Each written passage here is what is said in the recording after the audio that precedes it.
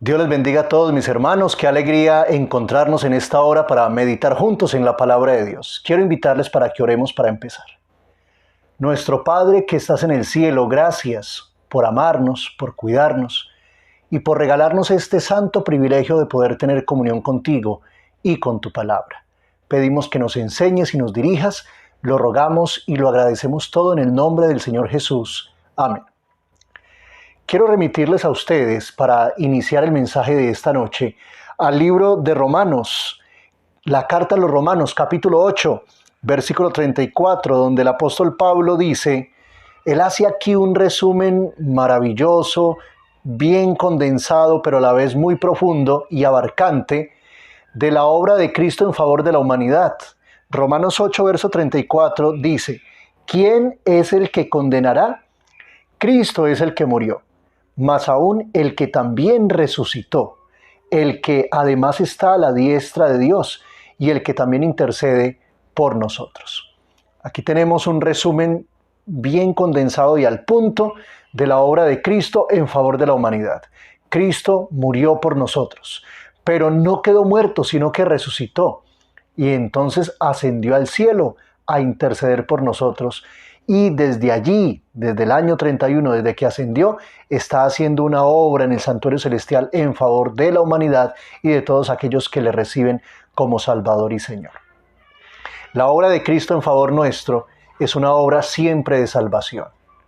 El santuario terrenal era una figura de ese plan de redención que Cristo realizaría en favor de nosotros. Cuando nosotros vamos al santuario, vemos a Cristo en todas las facetas del santuario. Cuando vamos al santuario vemos el obrar de Dios, el modus operandi de Dios para salvarnos a través del Señor Jesús. Por ejemplo, usted y yo vamos al atrio, donde está el lavacro, la pila de bronce y donde está el altar del sacrificio. Ahí vemos a Cristo en su ministerio terrenal en favor de la humanidad. Vemos a Cristo descendiendo del cielo y pasando por el lavacro. La primera parte que encuentra Cristo en su ministerio, en lo que se refiere al santuario, es el lavacro, es decir, su bautismo.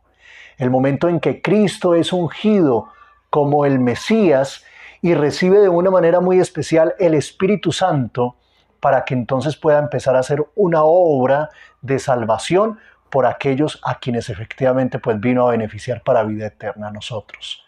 El lavacro es un símbolo de el bautismo de Jesucristo, el agua a través del cual Cristo fue bautizado para recibir de manera muy especial el Espíritu Santo.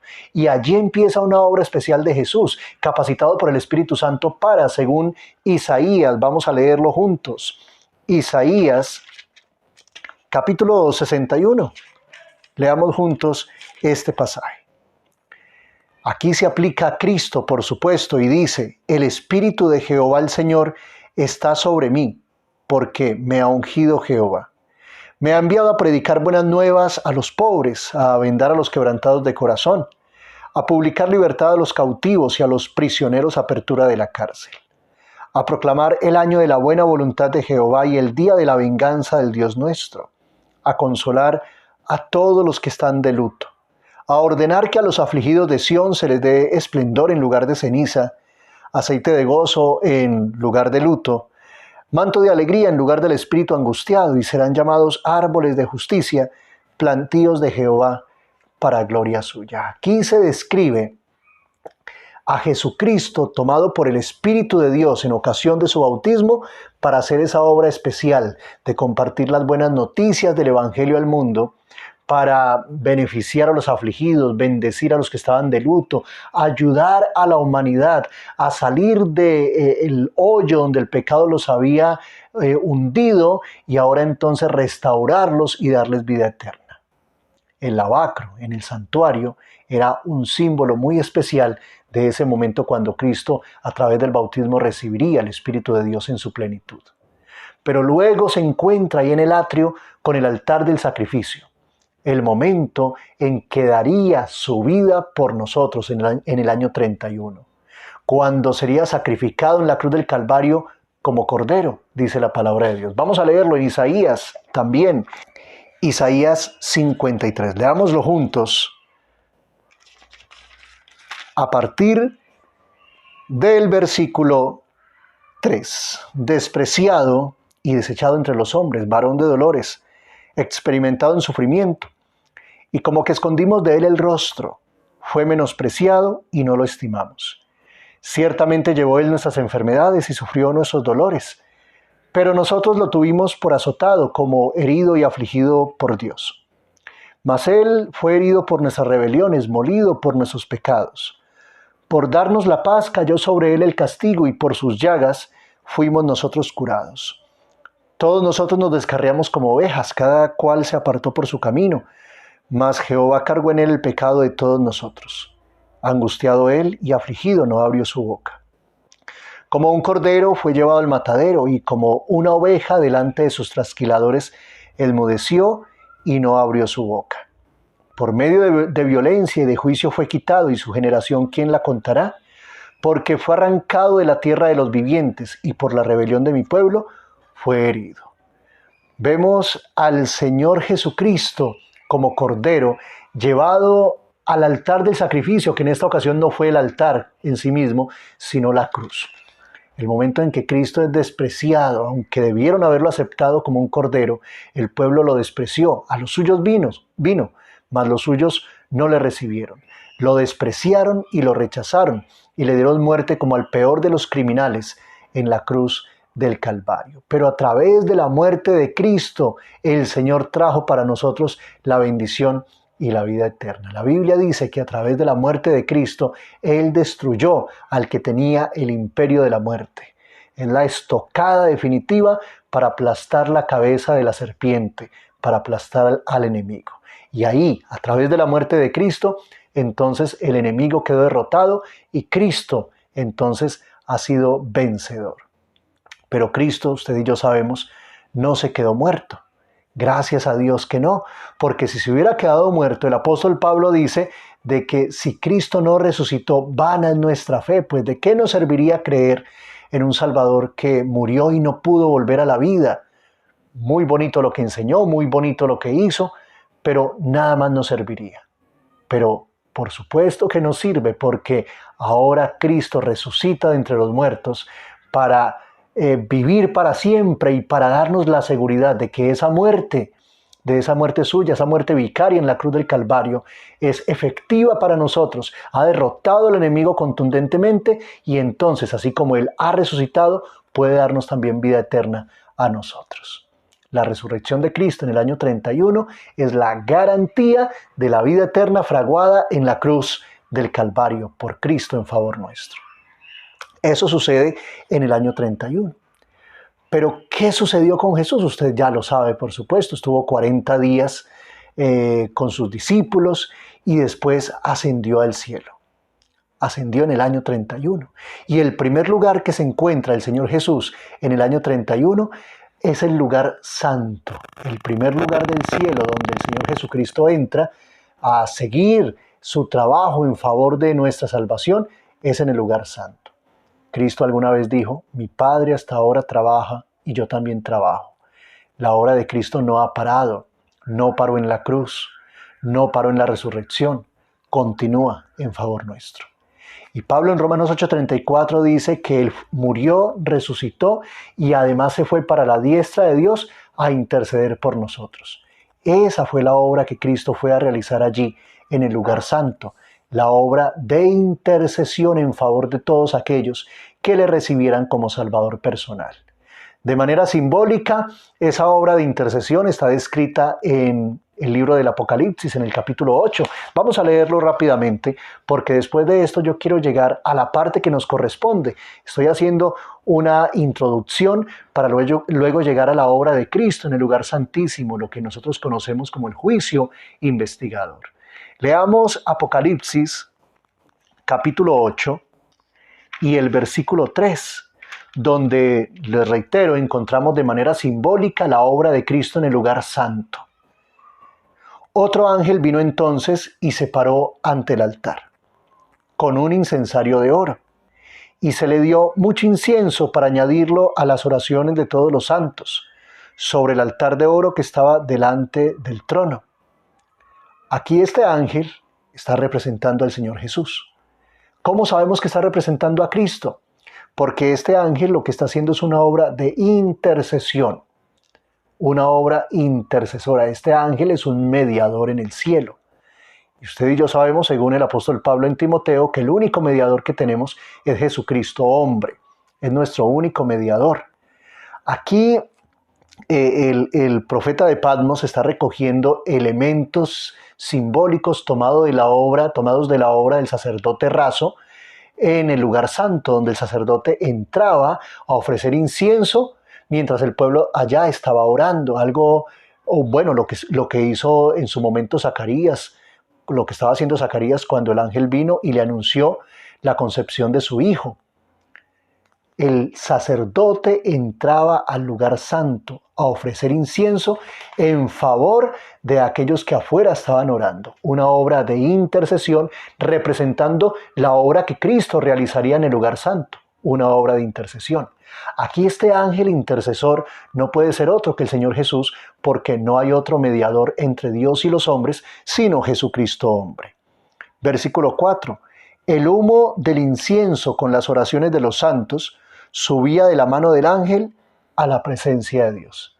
Aquí el ángel está recibiendo las oraciones de los santos, y este ángel, ya dijimos, no es un ángel literal, es el Señor Jesús, recibiendo las oraciones de los santos, mezclándolos con el incienso de su justicia, de sus méritos, porque es la única manera de que nuestras oraciones puedan llegar a Dios a través de los méritos de Cristo, y entonces efectivamente llevando nuestras oraciones delante de la presencia de Dios. Pero Cristo no se quedó en el lugar santo. Llega el momento en cuando pasa al lugar santísimo para hacer la última obra en favor de la humanidad, para completar el plan de la redención. Vamos a analizar un poco acerca de esa obra que Cristo realizaría allí en el lugar santísimo. Según Daniel capítulo 8, vamos a leer juntos. Daniel 8, versículo 14. Y él dijo, hasta 2300 tardes y mañanas, luego el santuario será purificado. Este versículo, hermanos, es el fundamento del surgimiento de la Iglesia Adventista del Séptimo Día. Y es el fundamento de lo que creemos. Pues después de ese momento, Cristo entraría al lugar santísimo.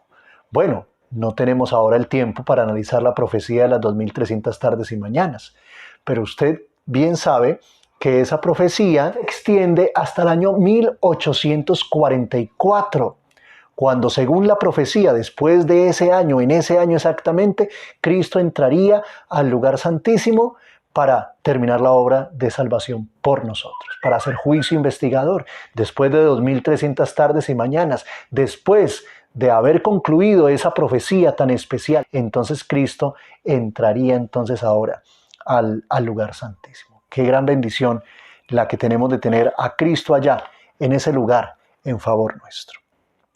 Según el apóstol Pedro, Cristo entraría allí a realizar una obra de juicio. Lo leemos. Primera de Pedro, capítulo 4, versículo 17. Es tiempo de que el juicio comience por la casa de Dios. Y si primero comienza por nosotros, ¿cuál será el fin de aquellos que no obedecen el Evangelio de Dios? Está hablando de un juicio. Ese juicio que Cristo realizaría después de 1844. Es tiempo de que haya comenzado. ¿Y por dónde comienza? Ese juicio se realiza en favor de la iglesia. Y tenga en cuenta esa palabra que acabo de mencionar, en favor. No es en contra de la iglesia. A veces cuando los adventistas se nos habla acerca del juicio, a muchos les da temor. Pareciera que el juicio entrañara para ellos condenación en vez de salvación. Toda la obra de Cristo en favor de la humanidad es para salvación. Toda la obra de Cristo simbolizada en el santuario es para la salvación de su iglesia, es para la salvación de sus hijos. Nunca para ver cómo nos puede condenar, sino por el contrario, para ver cómo nos puede salvar. Trabajando en favor de la salvación. Está en el mismo contexto, el juicio investigador está en el mismo contexto del santuario, donde está la muerte de Cristo, que es por misericordia, donde está la intercesión de Cristo en el lugar santo, que es por misericordia. Por lo tanto, la obra de juicio en el lugar santísimo también es por la misericordia de Dios. Está en el contexto de su amor, de su bondad y de su deseo de salvarnos a nosotros. Analicemos la obra que Cristo realizaría allí. Vamos a ver algunos versículos de la Biblia que nos explican lo que Cristo iría a realizar allí. Algunos dicen, ¿solo purificar el santuario? No es solo purificar el santuario. La obra de Cristo en el lugar santísimo del santuario celestial tiene muchas facetas, muchas caras, muchos puntos. Es una obra multifacética. Miremosla. Malaquías, por ejemplo.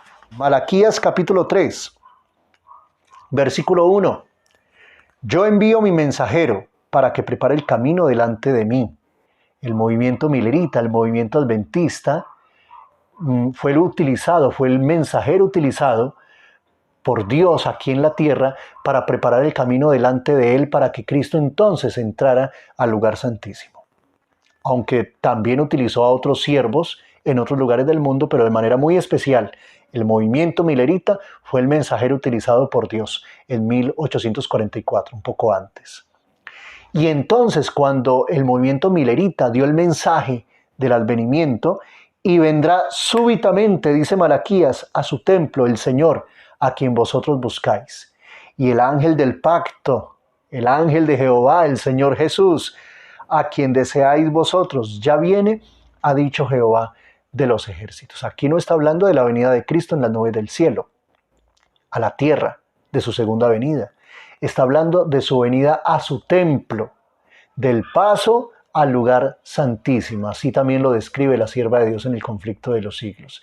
Este versículo está ubicado cronológica e históricamente en el año 1844, cuando Cristo abandona el lugar santo, cierra la puerta del lugar santo y pasa al lugar santísimo para hacer una obra especial. ¿De qué se trata esa obra que Cristo realizaría allí? Versículo 2. Pero ¿quién podrá soportar el tiempo de su venida o quién podrá estar en pie cuando Él se manifieste? Porque Él es como fuego purificador y como jabón de lavadores. Acuérdense que Pedro nos estaba diciendo de que el juicio comenzaría por la casa de Dios. Esta obra de misericordia, de juicio, de purificación, según nos está diciendo aquí Malaquías 3:2, sería para la iglesia. Sería para el pueblo de Dios, para todo aquel que se entregue a Cristo y haga parte de su pueblo a través del bautismo y engrose las filas del pueblo de Dios.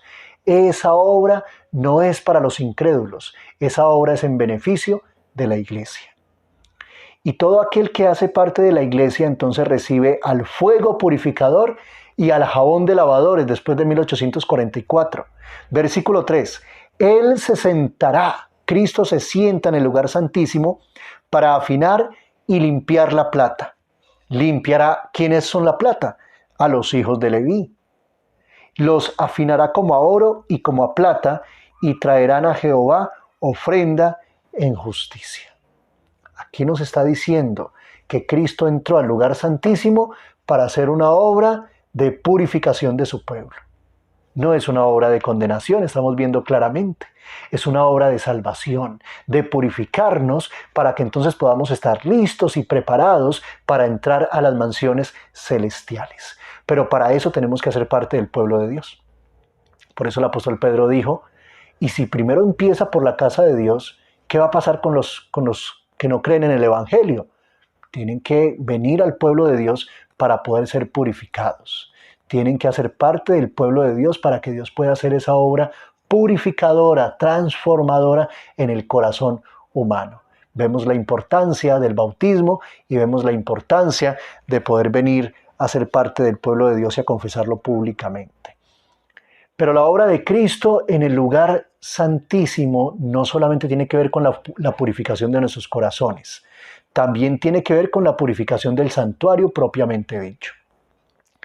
La Biblia dice que cuando confesamos nuestros pecados son remitidos a través de la sangre de Cristo. Sin derramamiento de sangre no hay remisión de pecados. Cristo derramó su sangre para que nuestros pecados confesos puedan entonces ser remitidos. ¿Y a dónde son remitidos? Lo veíamos diariamente a través del ceremonial judío. El oferente, el pecador arrepentido, venía a ofrecer el sacrificio como confesión de sus pecados.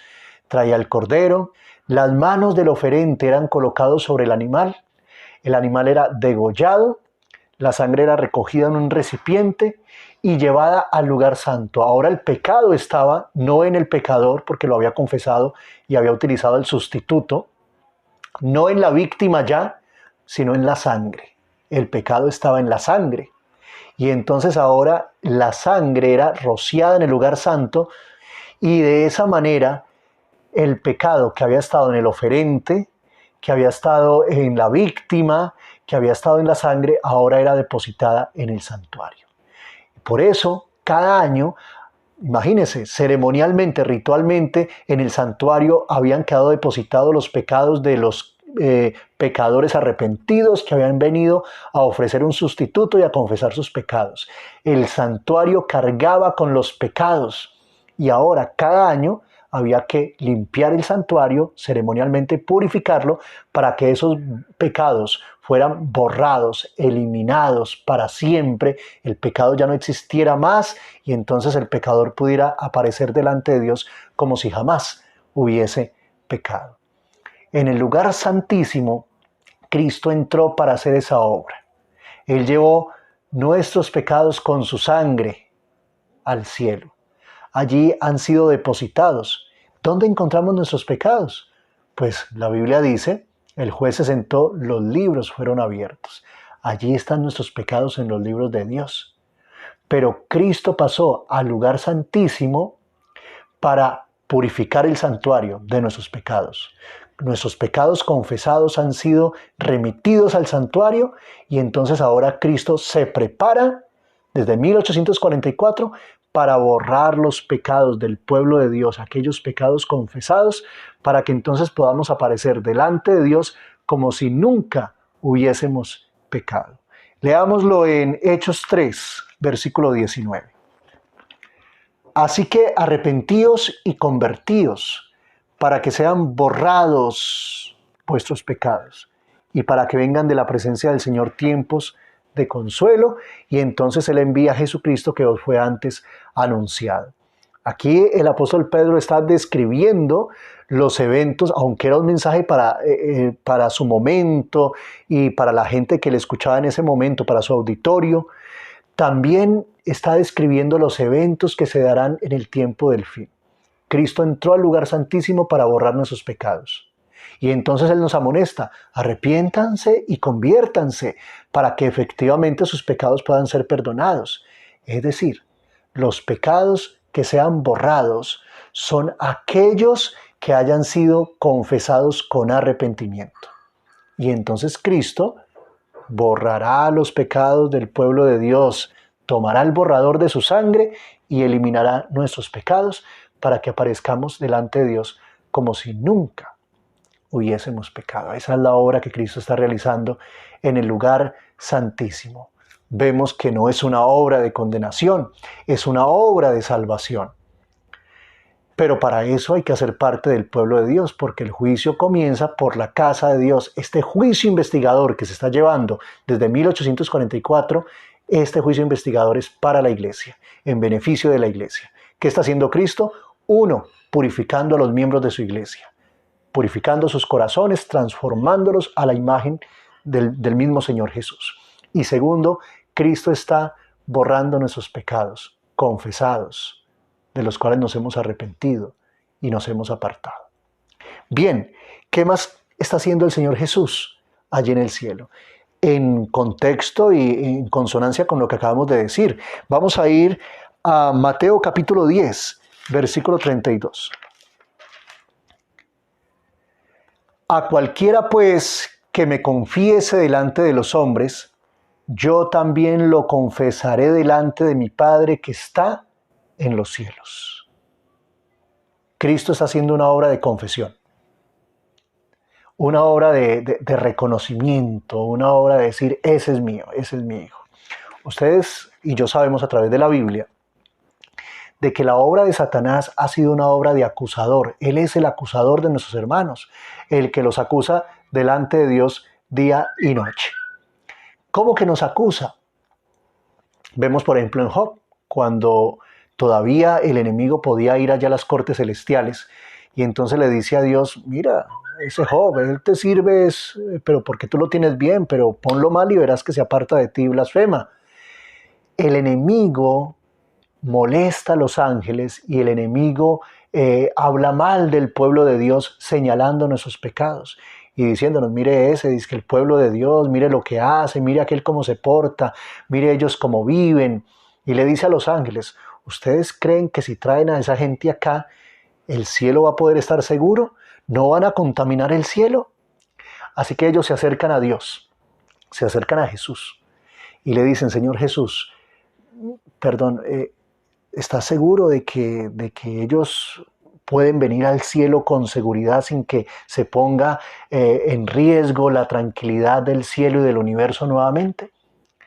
Y entonces el Señor Jesús abre los libros. Estuve mirando hasta que fueron puestos unos tronos. Se sentó un anciano de días. Su vestido era blanco como la nieve, el pelo de su cabeza como lana limpia. Su trono llama de fuego y fuego ardiente las ruedas del mismo.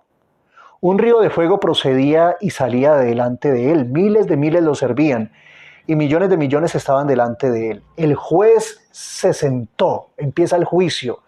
Y en ese juicio, los libros son abiertos.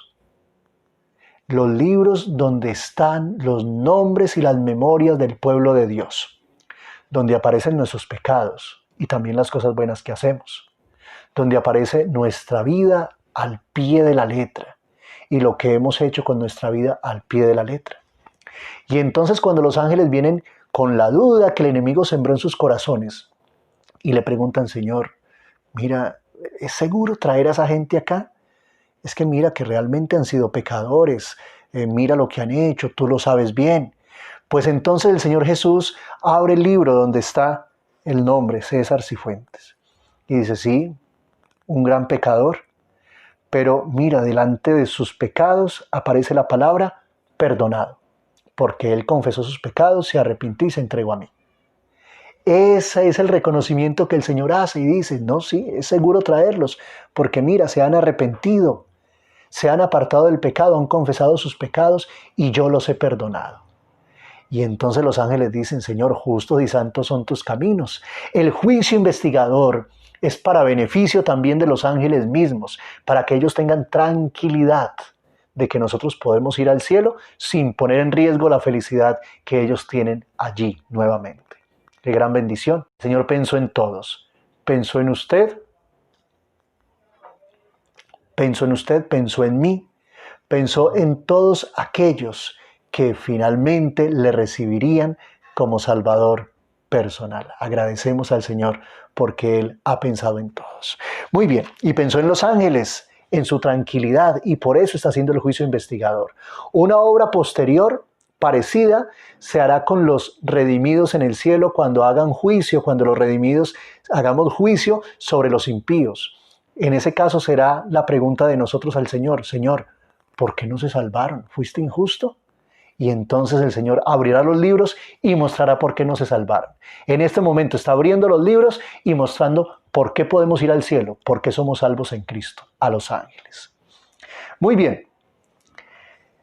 Pero el Señor también está haciendo, además de confesarnos delante de los ángeles y delante de su Padre, diciendo, ellos son mis hijos, yo los he perdonado, ellos me han aceptado como Salvador, se han arrepentido de sus pecados. Además de confesarnos delante de los ángeles y delante de su Padre, también está haciendo una obra de investigación en favor, no de Él, porque Él lo sabe todo, en favor de los ángeles y en favor de su pueblo. Hebreos capítulo 9. Versículo 4, en el lugar santo, allí había un incensario de oro, en el lugar santísimo, allí había un incensario de oro y el arca del pacto cubierta de oro por todas sus partes, en las que había una urna de oro que contenía el maná. Fíjense ustedes, la vara de Aarón que reverdeció, las tablas del pacto, sobre la urna estaban los querubines de gloria que cubrían el propiciatorio. El apóstol está describiendo acá lo que hay en el lugar santísimo. Él dice, en el santuario terrenal, estaba un incensario de oro. No solamente se haría intercesión en el lugar santo, habría que seguir intercediendo en el lugar santísimo. Porque si Cristo no hubiera continuado su obra de intercesión en el lugar santísimo, se habría acabado la gracia desde 1844. Pero Él continúa intercediendo por nosotros aún en el lugar santísimo. La gracia todavía no ha concluido. Pero además de eso, había allí en el lugar santísimo el arca del pacto, una urna de oro, y dentro del arca estaba la vara de Aarón que reverdeció, las tablas del pacto y el maná. En el lugar santísimo está el arca del pacto, que es símbolo del trono de Dios, donde están los querubines cubridores. Y como fundamento del trono de Dios están los 10 mandamientos. Cuando Cristo pasa allí al lugar santísimo, empieza a ser una obra de juicio, una obra investigadora, para determinar si su pueblo ha vivido en armonía con los elementos que hay allí en el lugar santísimo.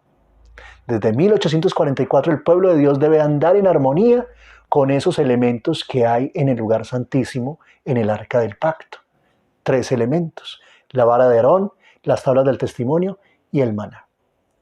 Usted y yo debemos estar viviendo en armonía con esos elementos. Las tablas del pacto, pues por supuesto, el pueblo de Dios de los últimos días es aquel que guarda los mandamientos de Dios y además tiene la fe de Jesús. El pueblo de Dios tiene que estar en armonía con los 10 mandamientos, tiene que estar viviendo de acuerdo con la palabra de Dios. Teme a Dios y guarda sus mandamientos, porque Dios traerá toda obra a juicio.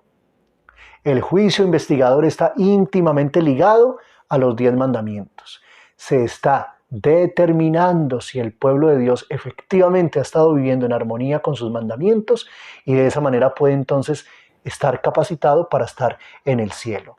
Porque aunque los 10 mandamientos no garantizan para nosotros la salvación, no guardamos los 10 mandamientos para ser salvos, pero sí es la manera de estar capacitados y listos para poder vivir en armonía con los ángeles de Dios en el cielo. Así que se está determinando quién ha estado en armonía, quién ha estado viviendo en armonía con los 10 mandamientos. Pero también se determina quién ha estado en armonía con la vara de Aarón. No tenemos el tiempo para analizarlo, pero la vara de Aarón, usted va a la historia, allá en Números, y va a encontrar que la vara de Aarón es un símbolo de la autoridad que Dios le había concedido al sumo sacerdote. Había habido una rebelión contra Moisés y contra Aarón, y todos decían, no, es que todos podemos ser sacerdotes, todos somos santos aquí, ¿por qué se están colocando ustedes por encima del pueblo? Dios había colocado a Aarón en el lugar en donde estaba como sumo sacerdote, le había conferido ese gran honor, pero los demás, Coré y su séquito de rebeldes, se estaban rebelando contra la autoridad de Dios y la de su escogido. Así que Dios dijo, bueno, vamos a hacer una cosa, cada uno coja una vara seca, cada tribu va a coger una vara seca, y la que reverdezca, entonces esa es la tribu que yo escogí para que me sirva en el santuario. Pues bien, en la historia la que reverdece, incluso florece y da fruto, es la de Aarón. Aarón es símbolo de esta manera de Jesucristo, el sumo sacerdote, el único y verdadero sumo sacerdote que Dios escogió. La vara de Aarón era el reconocimiento divino de que él era el que el Señor había colocado allí como sumo sacerdote.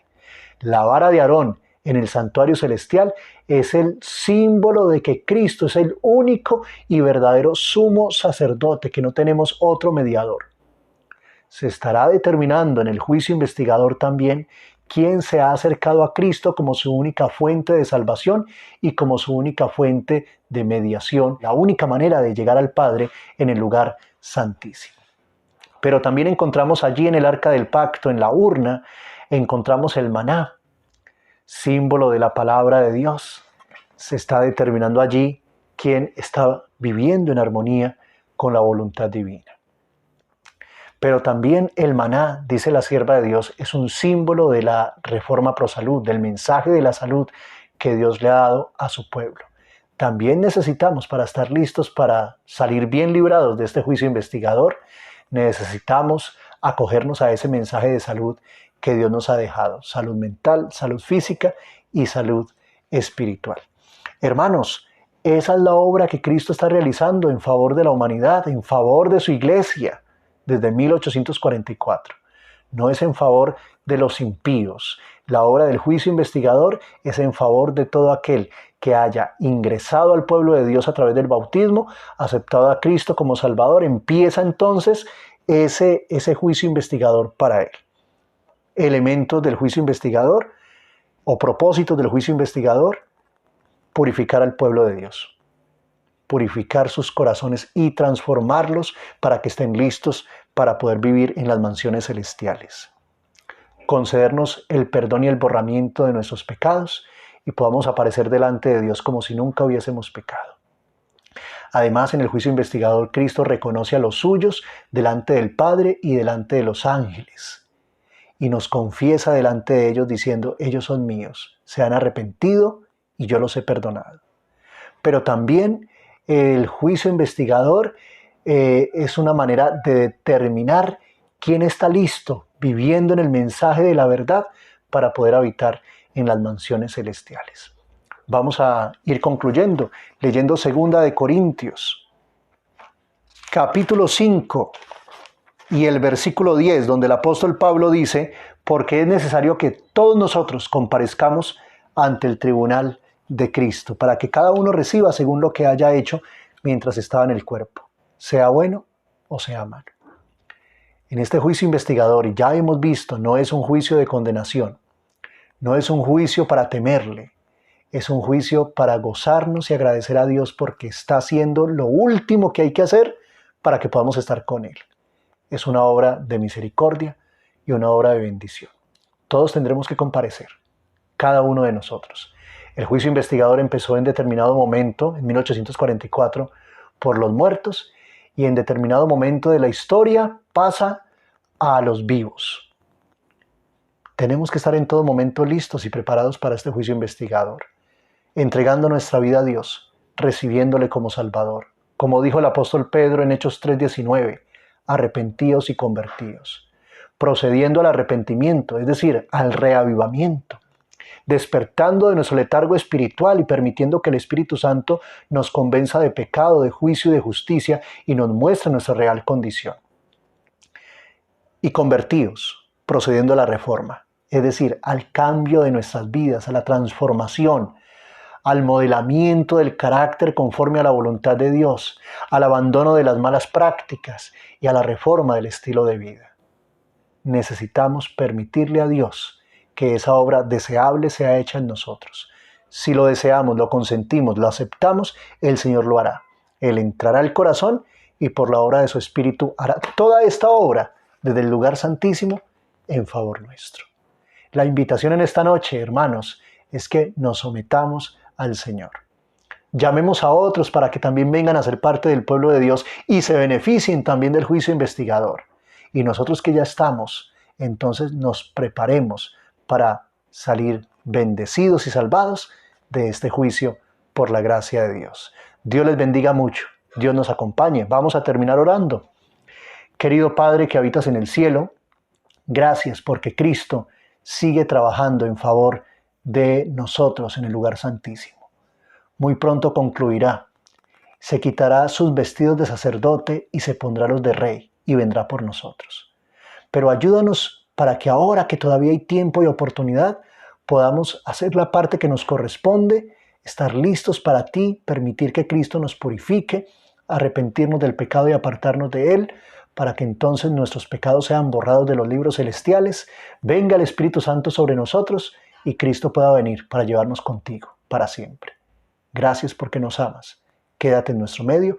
Bendice a cada hermano que me ha escuchado en esta hora. Lo ruego y lo agradezco en el nombre de Jesús. Amén.